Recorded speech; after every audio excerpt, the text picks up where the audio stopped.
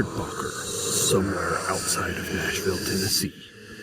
This is the award-winning podcast, Parareality. Good evening, everyone, and thanks for listening tonight. My name is Sandman, and I will be your guide through this strange realm of ghosts, cryptids, UFOs, aliens, conspiracy theories, and other unsolved mysteries that I like to call Parareality. Well, tonight is part 2 in my summer series on mysterious noises. Now, part 1 was all about the mysterious global hum, and together we took a look into what it might be, what could be causing it, its effects on those who hear it, and how we might be able to stop it. So in keeping with the theme of the series tonight, I'll be investigating a constellation of symptoms that are collectively known as Havana Syndrome. And Havana Syndrome is a mysterious illness that was first officially detected at the U.S. Embassy in Havana, Cuba, back in 2016.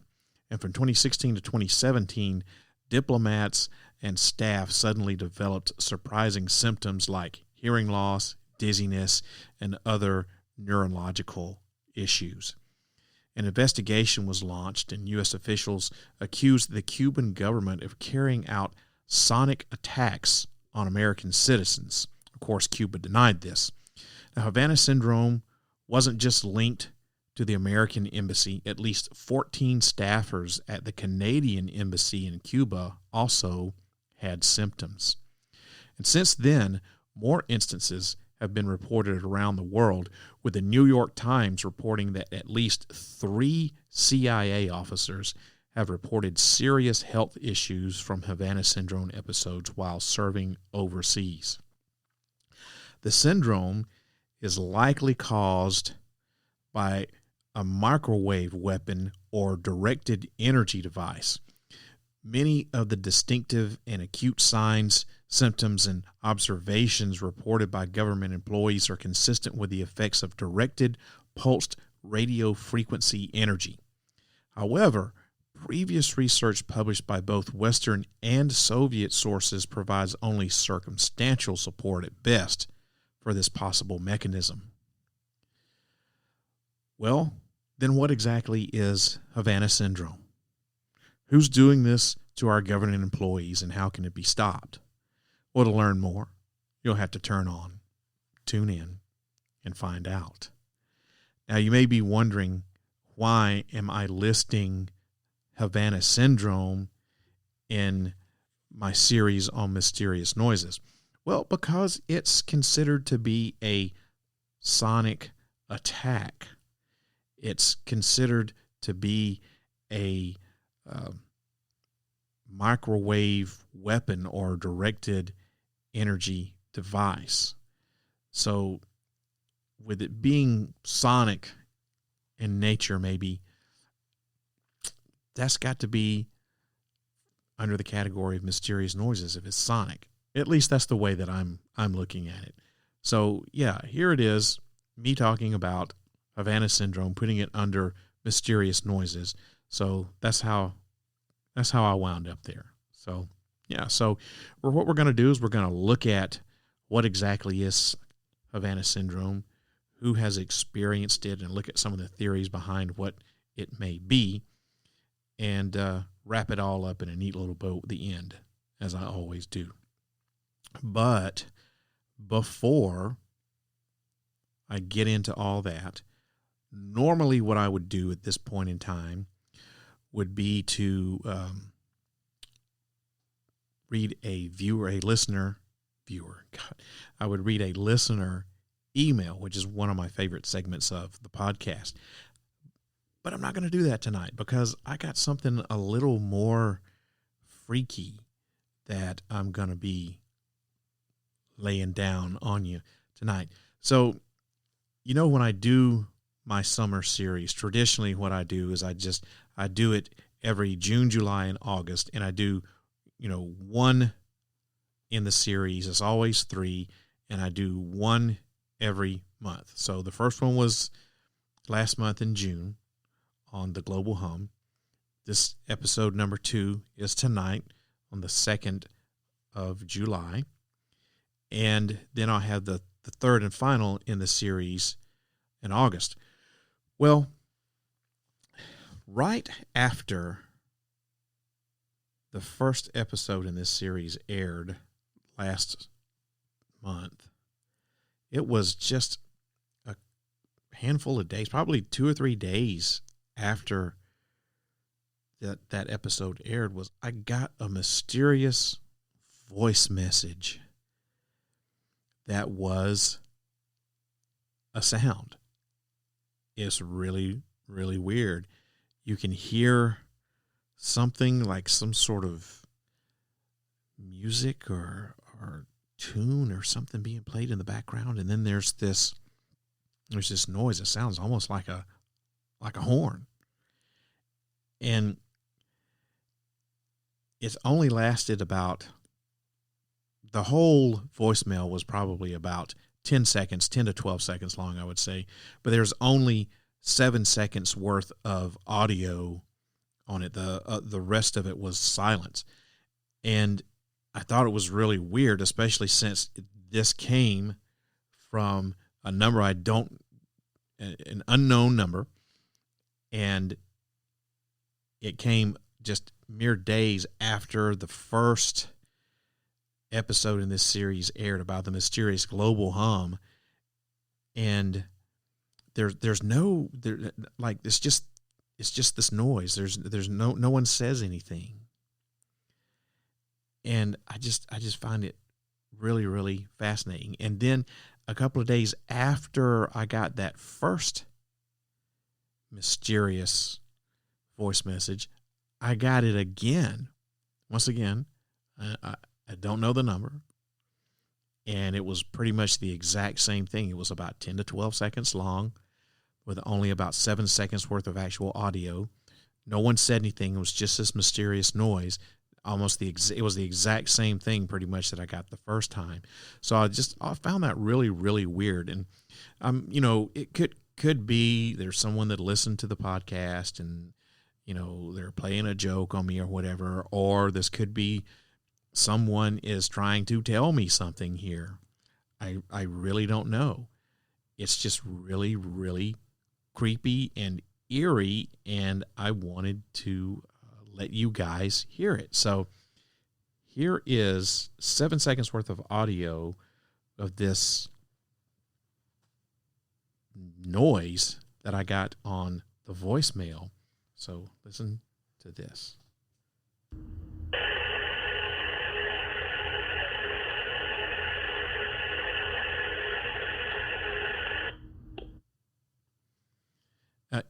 You can hear something in the background that's, I don't know if it's music or it's like a rumbling, and then the noise that's being played over that, I just don't know.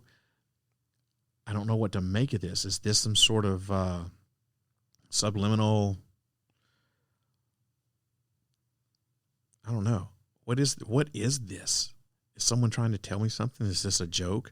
Is this some sort of subliminal signal? Is this some mind control thing? I mean, I've listened to it I don't know how many times now, and I don't feel disoriented or nauseated or dizzy. I haven't passed out, thrown up, nothing like that. Really, really weird. I'll let you listen to this again. 7 seconds worth.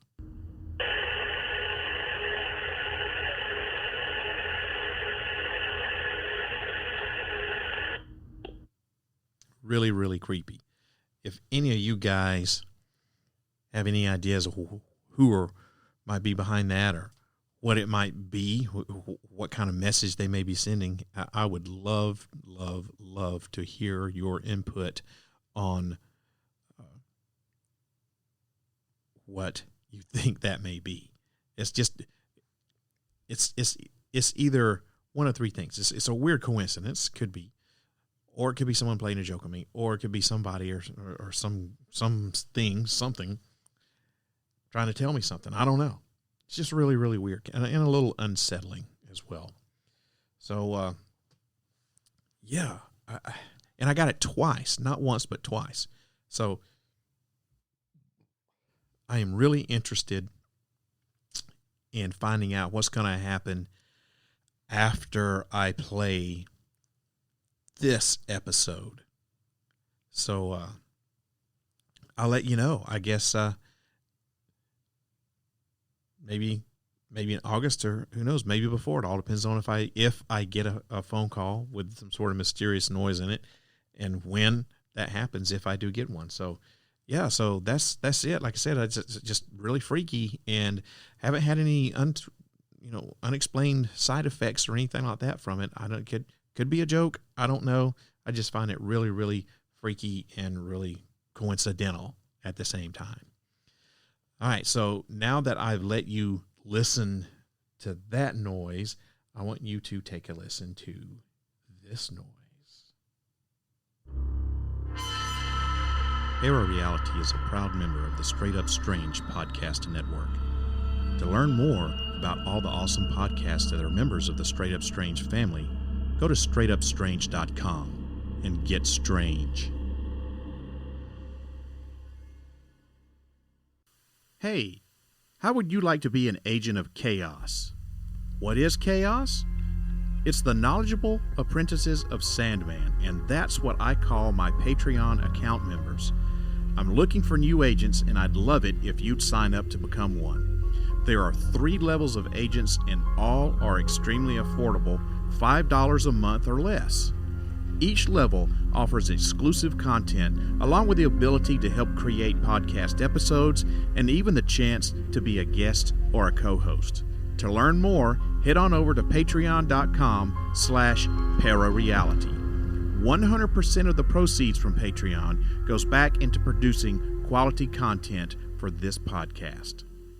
You are listening to the Para Reality Podcast, your information source for conspiracy theories, UFOs, the paranormal, and all things unexplained. New episodes drop the first Friday of every month at 8 o'clock p.m. Central U.S. time. Listen on your favorite podcast station.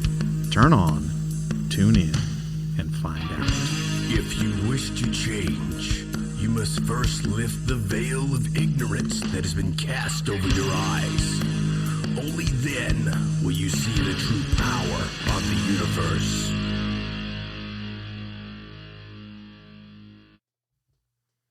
All right, gang, let's start talking about Havana Syndrome. Let's dive right into this.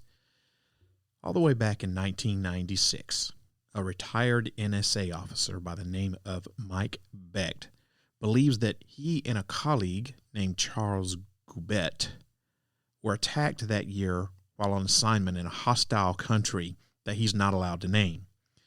Beck awoke one morning intensely groggy and disoriented in his hotel room.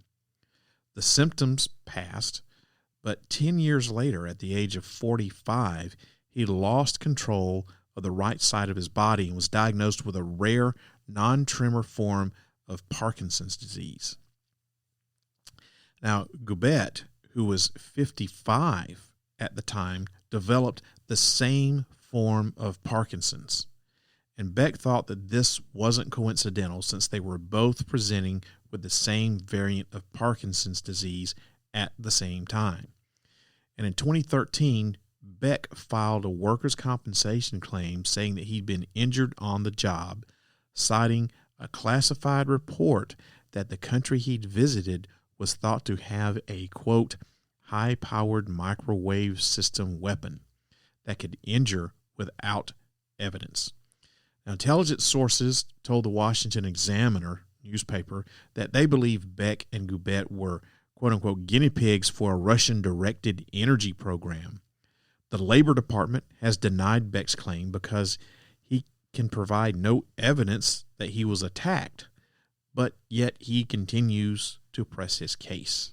So that could have been the very first episode of what we now know, as Havana Syndrome. So what is Havana Syndrome? It's the name given to a mysterious set of symptoms that officially first surfaced among American officials in Havana in 2016. Dozens of diplomats and CIA officers stationed in the U.S. Embassy there began falling ill with vertigo, headaches, fatigue, hearing loss, visual disturbances, cognitive impairment, and other symptoms. Some said at the outset that they heard clicking sounds and other odd sounds, and they felt intense pressure in their heads. The following year, diplomats and other U.S. officials in Guangzhou, China, reported similar problems. A number of CIA officers in Asia, Europe, and Australia have been affected over the past couple of years, according to news reports. Now, CBS says that more than a dozen CIA officials have returned to the U.S. for medical care so far this year, many requiring emergency evacuation. Now, this is a pretty concerning thing. And something that's even, I think, probably more worrying is that 2 National Security Council officials reported being struck by Havana-like symptoms near the White House in November. One of these people told the New Yorker that he fell to the ground, couldn't speak, and suddenly felt like he was going to die. That's some pretty serious stuff. And it's now looks like it's progressing from our agents overseas to right here on the home turf. So just how many people have been affected by this? Well, the New York Times reports that more than 130 Americans have been sickened.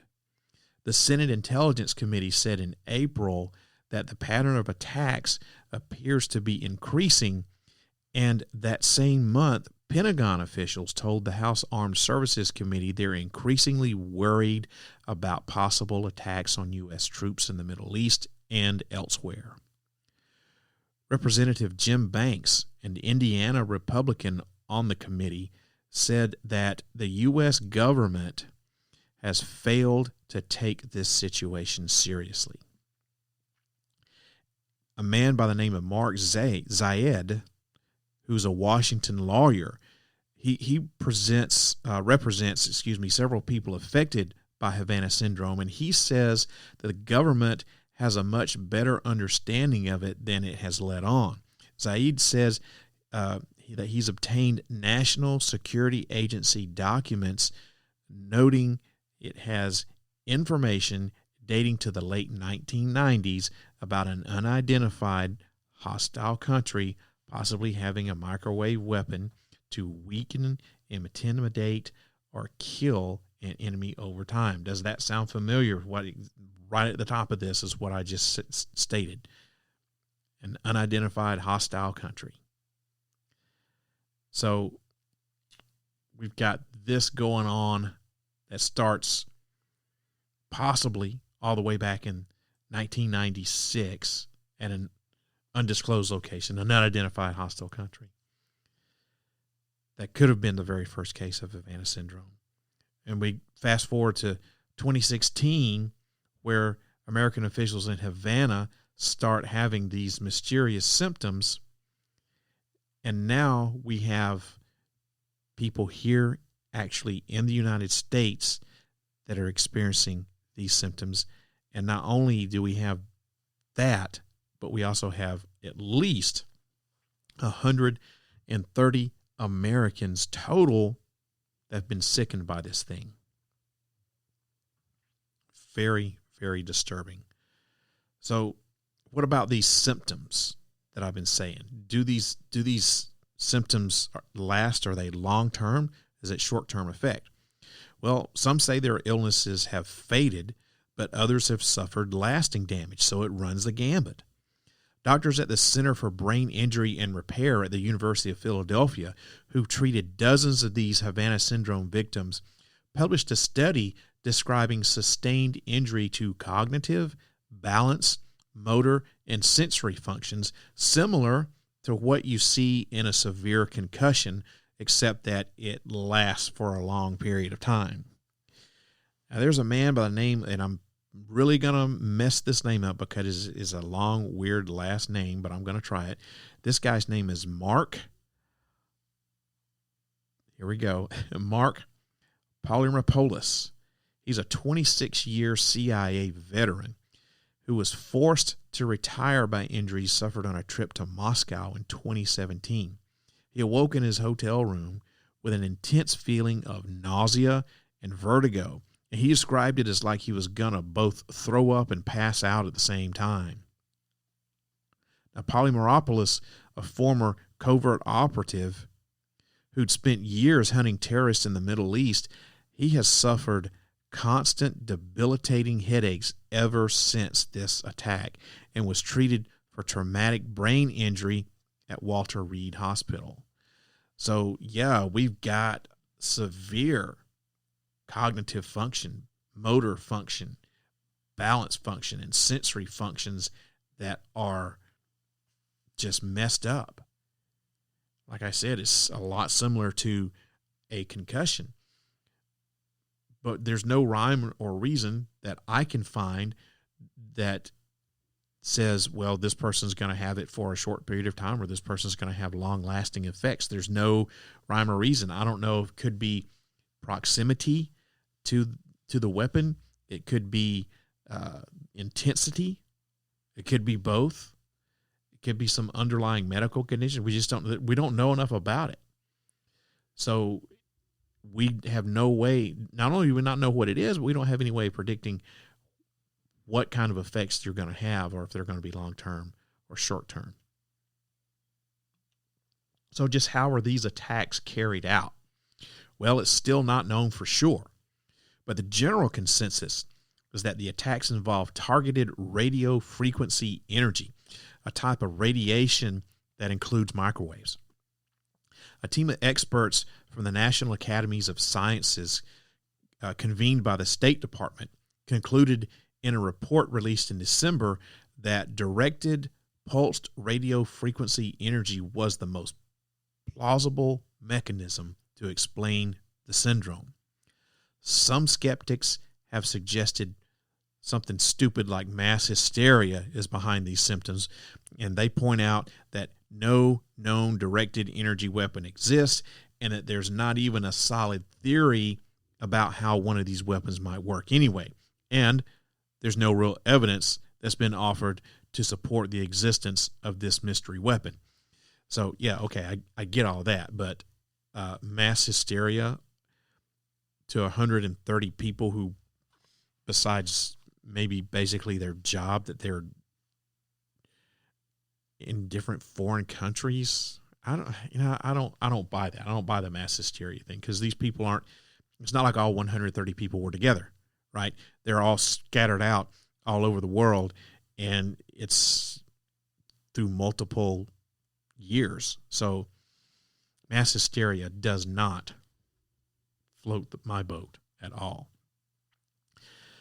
Dr. James Giordano is a neurology professor at Georgetown University, and the State Department consulted with Dr. Giordano on the Havana cases, and he's been briefed on more recent incidents here in the U.S. and abroad. And in reviewing records of people affected in Havana, Dr. Giordano noted evidence of neurological injuries in several people, suggesting that they may have been hit with radio waves. And he identified two possible culprits. One is a device intentionally used to target potential victims, or a tool that's used that has used directed energy waves to conduct surveillance that may have unintentionally harmed the people targeted. Now, according to Dr. Giordano, one of the November attacks outside the White House had substantial similarities to the Havana cases. However, he wasn't authorized by the government to be any more specific than that. So we don't know exactly what he meant. We have vague references, thinly veiled references that we can hopefully read between the lines, but he wasn't authorized to be any more specific than what he was. So if this is a weapon, if it's a real weapon, Who's wielding it? Who's using this thing on us? Well, the U.S. hasn't officially blamed anyone yet, but all indicators point to Russia and its military intelligence unit, the GRU. The recent National Academies of Sciences report noted there's been significant research in Russia on pulsed radio frequency technology. According to some reports, the CIA has used mobile phone data to locate Russian intelligence agents who worked on microwave weapons programs in the same cities where CIA officers were afflicted. Kind of coincidental, right? Maybe not. Officials believe that these weapons could be small enough to fit inside a van or maybe even a backpack and could target an individual up to 1,000 yards away. An official involved in the investigation said that it looks, smells, and feels like the GRU. 2 White House officials were struck by what's believed to be Havana Syndrome late last year, including one who was passing through a gate onto the property. Now, the first incident occurred after the 2020 election as an NSC official was attempting to pass through an unstaffed gate near the ellipse, and this according to a source with direct knowledge of that incident. That person suffered only mild symptoms after the encounter, including headaches and sleeplessness, all of which went away after only a week. The second official was struck weeks later near an entrance to the White House grounds. That official suffered more serious symptoms and was sick enough to seek immediate medical treatment. Both of the incidents in downtown Washington, along with a previous suspected case in Northern Virginia in 2019, has raised concerns that the wave of episodes first seen only among Americans overseas is now occurring in rising numbers here on U.S. soil, and maybe even at the president's front door, which is really, really scary. In late May of 2019, a large group of White House officials checked into an Intercontinental Hotel in London where they were preparing for then President Donald Trump's state visit. And before dawn on the day of Trump's arrival, a mid-level White House staffer, and I wasn't able to ascertain names on this, so let's just call this person Jenny. Jenny collected a sheaf of documents that had arrived overnight for her team and had a quick breakfast in the hotel dining room. And when she returned to her room, which just so happened to be overlooking Green Park, she pulled open the curtains, sat down into a chair to read, and then suddenly there was this loud ringing sound that she said was just kind of annoying at first, but then it became distinctly painful, and it seemed to just envelop her all over. And when she left the room that she was in, when she could no longer stand it, her ears continued ringing. And then later on in this trip, she invited a more junior White House staff member, let's just call this guy Tommy Two-Tone, to hang out with her in her hotel room before the two went to dinner. So you got Jenny and Tommy Two-Tone, 2 government officials hanging out in a hotel room together, one male, one female. Surely nothing suspicious was going on there, right? Anyway, so Jenny invited Tommy Two-Tone over to hang with her in her hotel room before they went to dinner. And as they were sitting there on the couch, I guess just talking, Jenny again started hearing this sound, and this time she felt an acute pressure in her head. But she wasn't the only one, because Two-Tone did too. And they quickly exited the room and got into the hallway. And once they were there, the sound and the pressure subsided. But the interesting thing here is that for the rest of the trip, both of these individuals suffered from migraine headaches, which they were not prone to have. Very coincidental, right? Now, when the delegation returned to Washington, Jenny described the incident to a special White House officer responsible for tracking security threats. And she was told that what had happened to her and Two-Tone was classified, which meant they weren't supposed to tell anyone, including their doctors, about their experience in London. However, they did get to see some doctors at the White House medical unit, but those doctors thought that the two were just suffering from ordinary headaches and sinus infections that had potentially been brought on by stress. And the doctor suggested that they take ibuprofen and decongestants and just get some rest. And as the weeks passed by, Jenny's ears and lymph nodes became more swollen, her migraines grew worse, and she felt as if she'd had strep throat, which is not symptoms or signs of sinus infections. It's just not. And Tommy Two-Tone, he continued to have headaches too. So their symptoms persisted despite repeated visits to private physicians and urgent care clinics. And Jenny told a colleague that, quote, no one seemed to take it seriously. So I don't know what the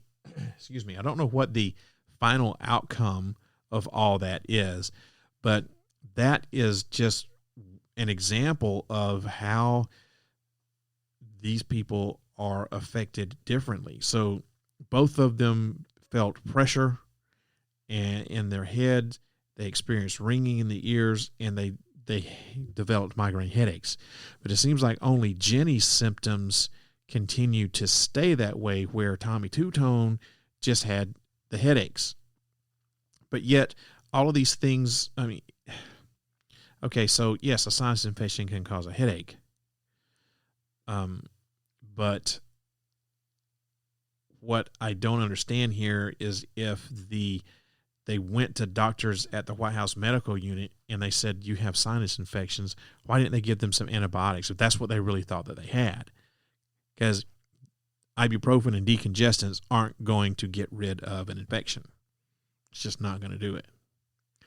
So were the White House physicians in on this cover-up thing, or were they really doctors at all that they went to see? Maybe they were just medics or something, or nurses. I don't know.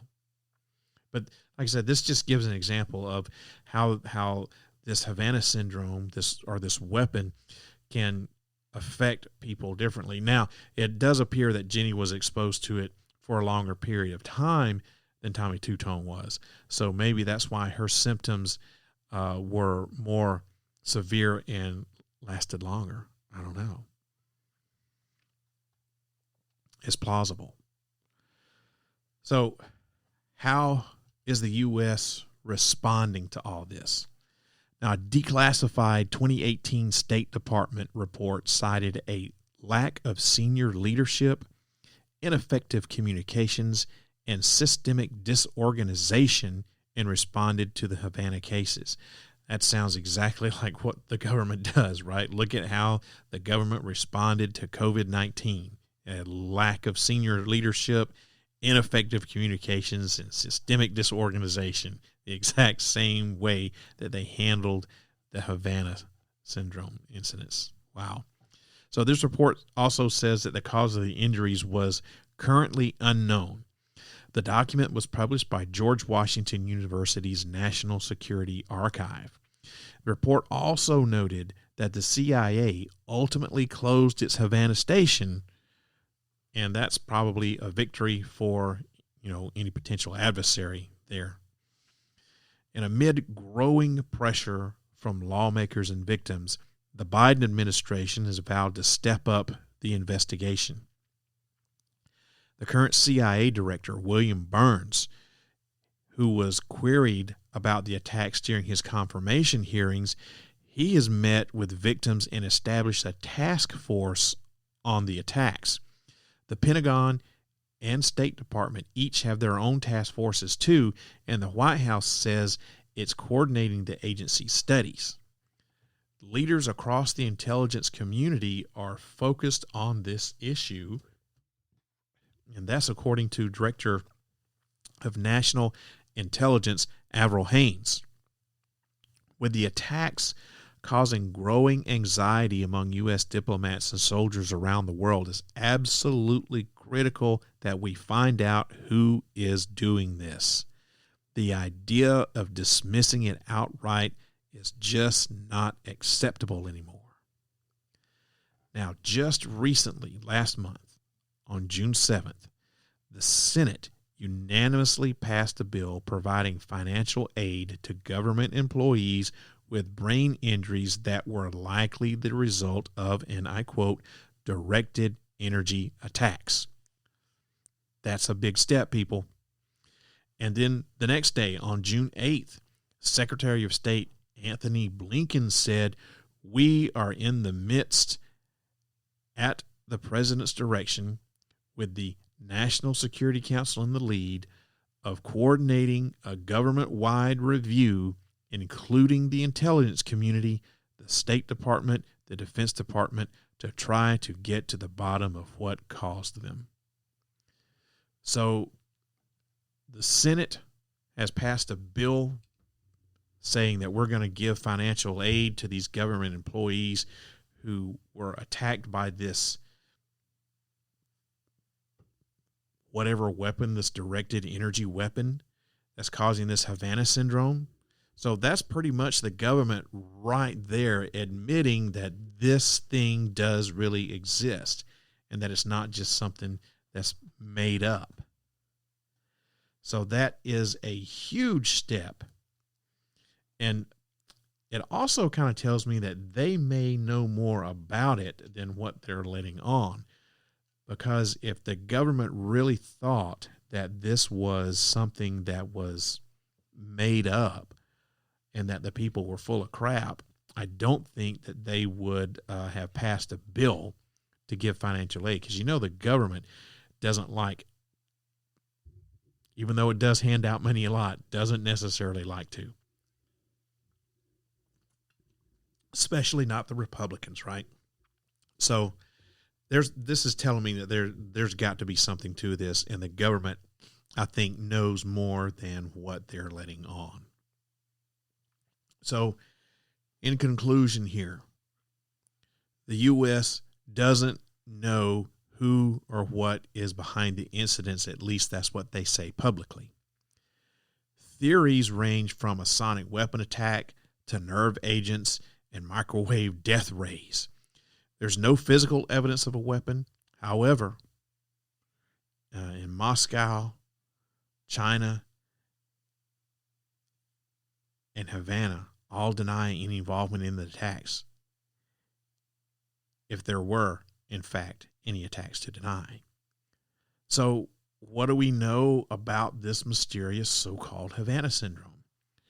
Well, number one, the energy attacks could be behind the symptoms, like a plot twist out of like a James Bond movie.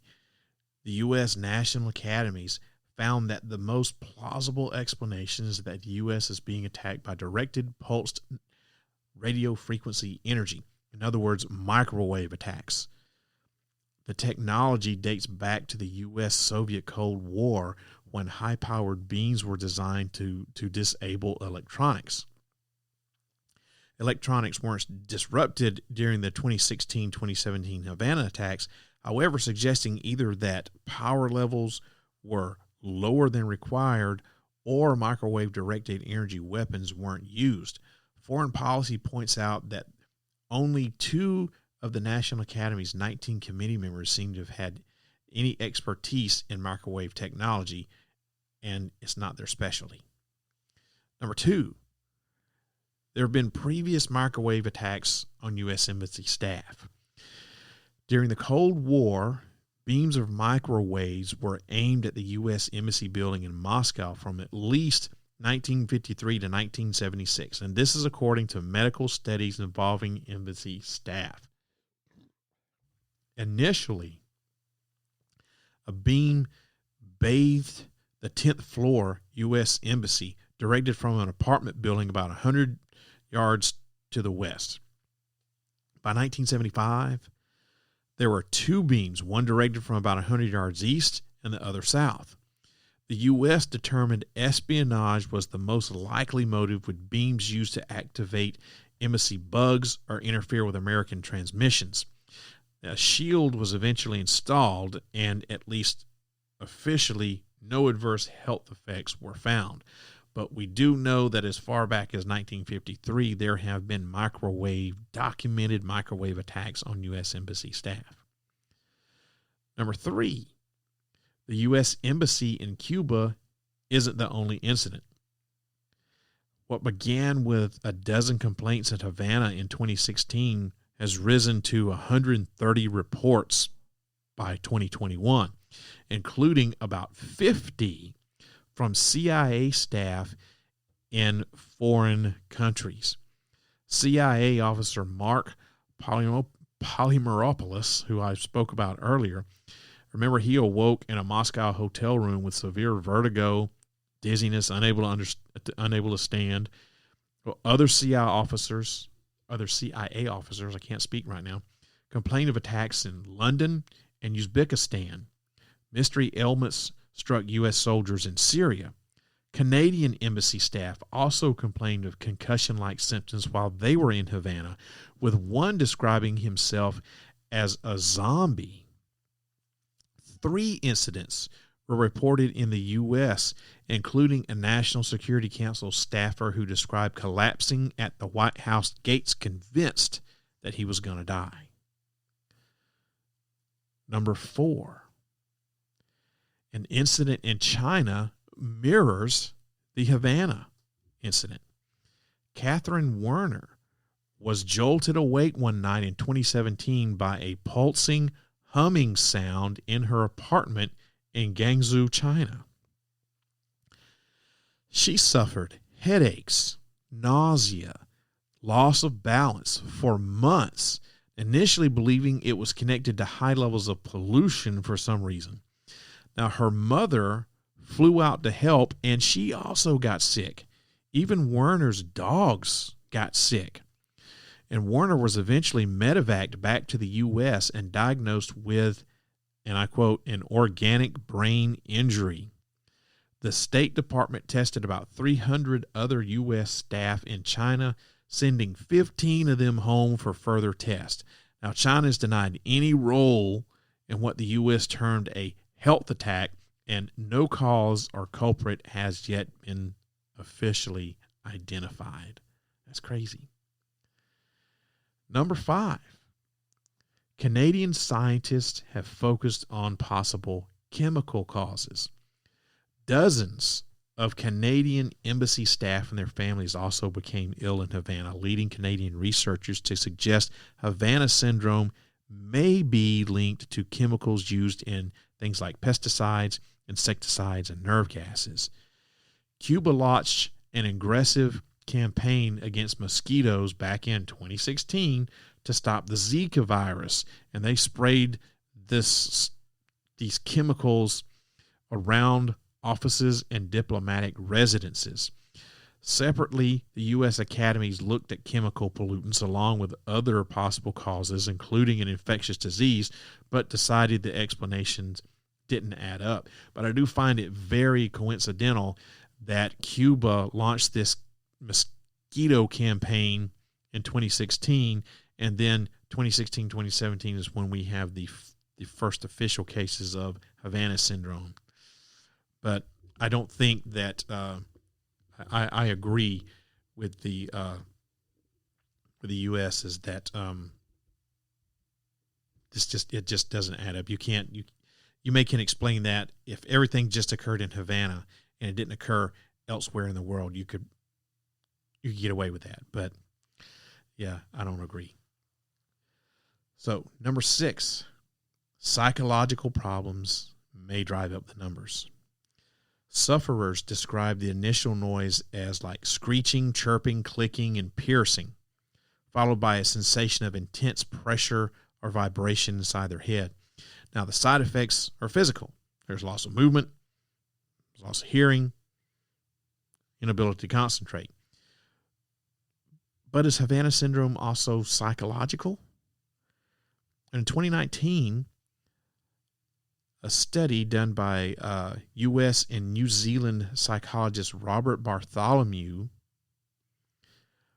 likened Havana Syndrome to a war trauma, a signature feature of shell shock or PTSD, concussion-like symptoms.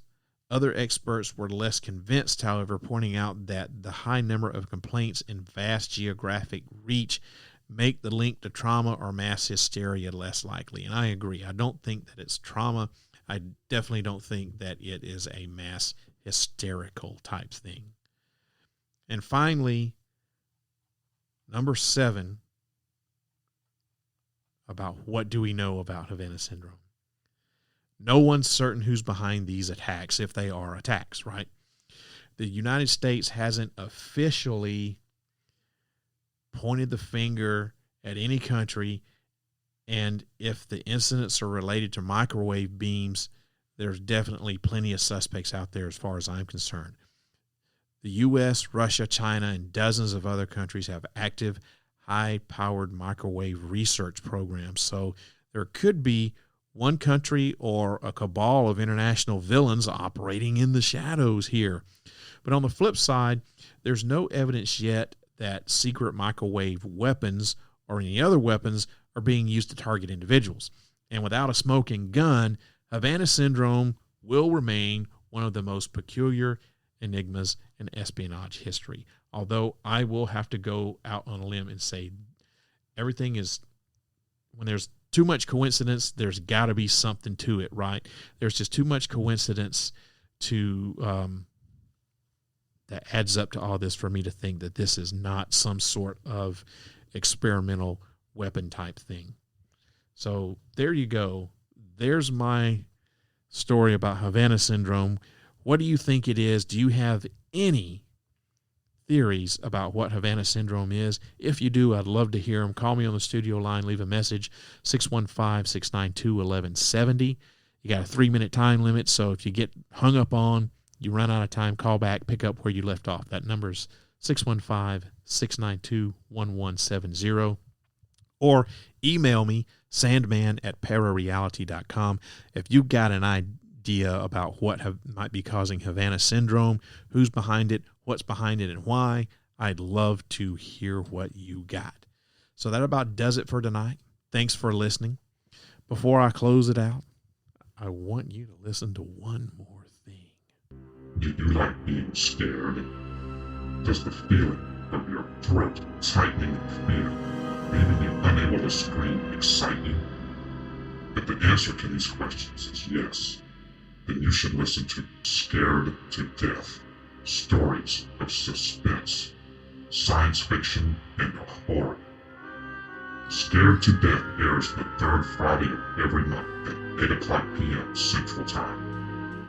Tune in for the fright of your life.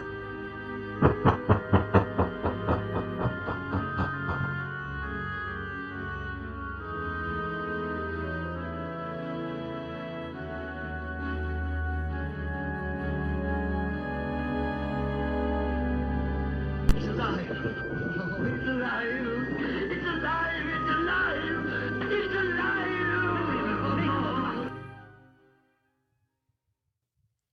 Are you fed up with the way things are going in the world? Have you always wanted to say whatever was on your mind without having to listen to someone bitch about it or suffer any repercussions? Well, me too. That's why I created the Set It Off podcast. I'm sick and tired of the stupidity that's going on around here, and I'm going to let everybody know how I feel about it.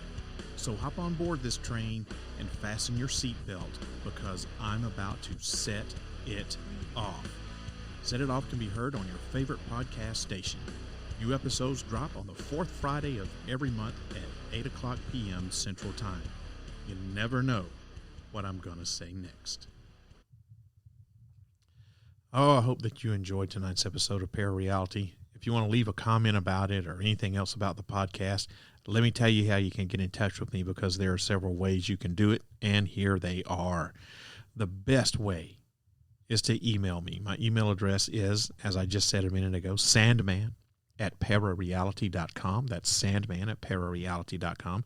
Or you can find me on Facebook. That's facebook.com/sandman.parareality.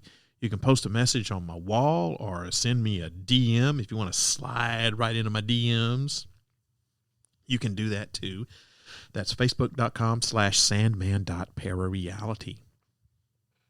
And if you've got a Twitter or an Instagram account, you can follow me on both of those. My username is @ParaRealRadio, both Instagram and Twitter, same handle, @ParaRealRadio. And finally, you can always call the podcast at that number I just stated just a minute ago, 615-692-1170. Leave me a message on the studio line here in the secret bunker. Remember this, though. If you do decide to leave me a message, you're giving me permission to play your comment on the show. So if you don't want that to happen, you'll need to let me know somewhere in your message. Now, I'm always looking for interesting stories for the podcast, so if you've got a story that you'd like to get on the air, tell it to me over the voicemail. There's a 3-minute time limit on the voicemail, so if you run out of time, call back and pick up where you left off. That number to call once again is 615-692-1170. Now, don't worry if you can leave me your name on there if you want to. I might play your first name back, but I never play last names back on the podcast. I never play back contact information unless you specifically say, I want you to give out my contact info, which why would you? I would never want to do that without your permission. So don't worry about leaving me a name and leaving me contact info. I will edit that out if I play your voice message back on the podcast. And don't forget to visit my website, parareality.com. That's a place where you can keep up with all of the latest paranormal news from all around the world. I got an entire page of the website devoted to paranormal news, and the content on that is updated pretty much on a daily basis. You can find that under the Para News section of the website. You can also shop around in the Parareality store. Watch some of the terrible videos that I made back when I was trying to do a one-man internet TV show. It was horrible, dude. It was, oh, God, it was just painfully horrible. But I've posted some of those videos up for your enjoyment, so please feel free to watch those and make fun of me all you want. I know they're terrible. You feel free to make fun of it and make comments. That's fine. I don't care. I know it's shit. I know it is. That's what happens when you don't have a crew, right? So you can watch some of those, and you can also listen to the podcast archives. I've got tons of audio on the website from the various incarnations of Parareality throughout the years, along with my other podcast, my side projects, as I call them, Set It Off and Scared to Death. And you can find all of that content for free on the archive section of the website. There's tons of audio, tons of interviews, and it's an amazing assortment of audio, all for free. I don't charge anyone for that. You don't have to be a member of a club or pay any money or anything like that. It's all free that you can listen to on the website. That's www.parareality.com. So make sure you check it out. Parareality can be heard on your favorite podcast station. Just search for Parareality. And if you have a smart speaker, you can listen there too. If you have any of those smart speaker podcast skills on your device, just say, play the Parareality podcast. And I've also got a YouTube account, and you can listen to the podcast there as well. It's also full of some great videos like UFO and paranormal documentaries. I got a little news segment that I did a little bit before COVID started. I still need to start that back. I got to find time to get that. I'm just doing so much. It's just hard to run a one-man show. I've also got those terrible videos that I did on my internet TV show that I was just telling you about. So there's full of video. I also post all the audio from the podcast is uploaded to YouTube. I do actually have people who listen to the podcast via YouTube as well. So, there's another different way you can listen to Parareality. So to find the channel, just go to youtube.com/user/Parareality1. That's the number 1, not spelled out. So it's Parareality1. youtube.com/user/Parareality1. Hey, while I'm thinking about it, this is the 2nd of July, which means this is World UFO Day. So happy World UFO Day to everybody out there. I'm hoping one year that I'm going to do a World UFO Day festival here in Nashville. Every year I think about it, and by the time I think about it, it's like June. And I think, dang, I was going to try to do a World UFO festival. So yeah, hoping one year soon, I can have enough people who are interested in participating in a World UFO Day festival. So if you are a UFO enthusiast and you're a member of MUFON or any other local UFO research group, this goes out to you. Happy World UFO Day. Happy World UFO Day to everybody. So, watch a UFO documentary or watch UFO Files or Hangar 1 or Ancient Aliens or something like that today when you're just hanging out, having you time, chilling out with the friends. That's something cool to do right before the 4th of July. So happy World UFO Day, everybody. Well, that does it for tonight. The next episode of Parareality is going to air on July 16th at 8 o'clock p.m. Central U.S. time.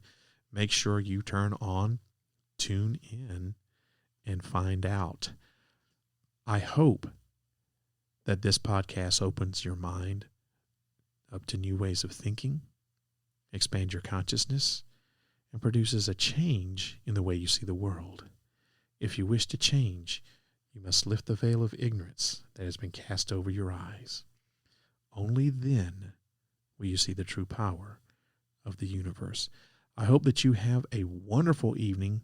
Hope you have a great weekend. Happy Independence Day to all of my U.S. listeners out there. Practice it safe. No drinking and driving. Watch what you do with those fireworks. Have a great weekend. Have a great Independence Day. And I'll see you again in 2 weeks. Good night, everybody. If you wish to change, you must first lift the veil of ignorance that has been cast over your eyes. Only then will you see the true power of the universe.